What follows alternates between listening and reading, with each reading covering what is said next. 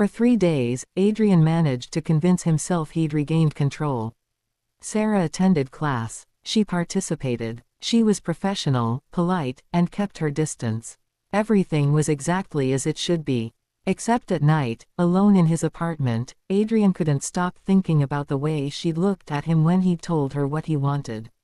The way her breath had caught. The way she'd said, "Then do it," like she was offering him salvation and damnation in the same breath. He drank more, slept less, and pretended he wasn't watching the door every class period, waiting for her to walk through it.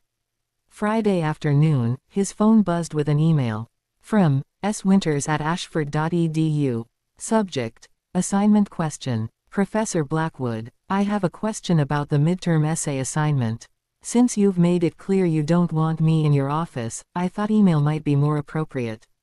Could you clarify what you mean by, explore the destructive nature of forbidden desire in romantic literature? I want to make sure I understand exactly what you're looking for. Seraphina Winters. Adrian stared at the email, recognizing the trap even as he walked right into it. From Blackwood@ashford.edu, assignment question.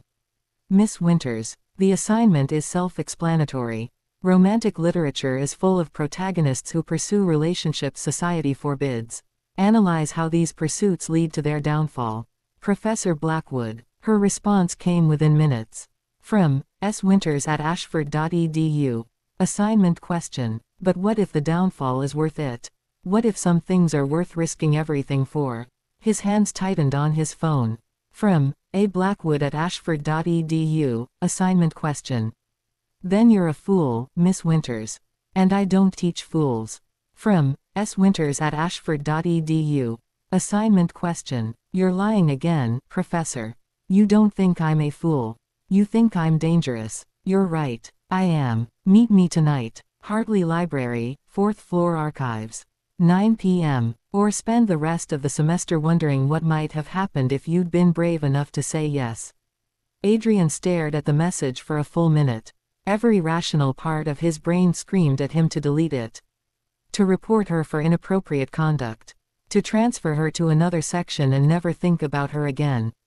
Instead, at 8:55 p.m., he found himself walking through the darkened library, taking the stairs to the 4th floor where the archives were kept, a section rarely used, poorly lit, and completely private. Sarah was waiting for him, leaning against the shelves, wearing jeans and a leather jacket that made her look older, dangerous, nothing like the student who sat in his classroom.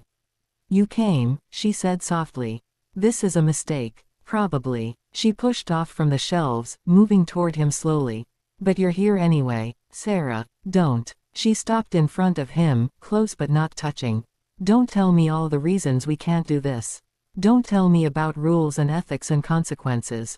I know all of that. Her eyes met his, fierce and certain. I'm here anyway. The question is, are you? If we do this, Adrian said, his voice low and rough, there's no going back. Do you understand that? I understand. I'm not going to be gentle with you. I'm not going to be the nice guy who takes things slow and pretends this is casual. He stepped closer, crowding her back against the shelves. I've spent weeks wanting you. Thinking about you. If I touch you now, I won't be able to stop. Good. Her smile was pure confidence. I don't want you to stop. Last chance to walk away, Seraphina. I'm not walking anywhere. She reached up, her fingers curling into his shirt. I'm exactly where I want to be. Something in Adrian broke. He kissed her like he was drowning and she was air, desperate.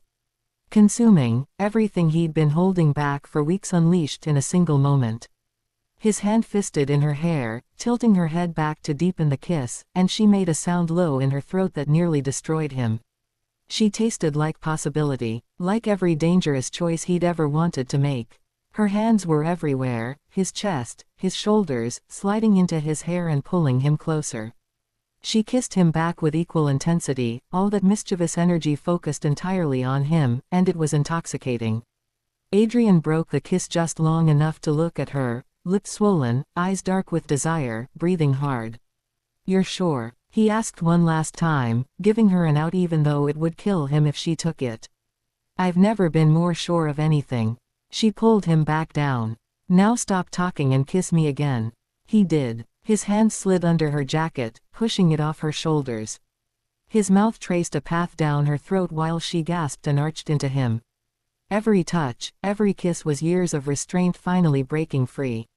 Not here, he growled against her neck, even as his hands explored every curve he'd been fantasizing about. Not like this. Not your first time with me. Then where? Her voice was breathless, needy. Adrian pulled back, his control hanging by the thinnest thread. My apartment. 20 minutes. If you're not there, I'll know you changed your mind. I won't change my mind. Sarah. He cupped her face, forcing her to look at him. Once we do this, everything changes. You understand that. I'm counting on it. She kissed him again, soft and sweet and full of promise. I'll be there. She left first, and Adrian waited 5 minutes before following, his heart pounding with anticipation and the knowledge that he was about to cross a line he could never uncross.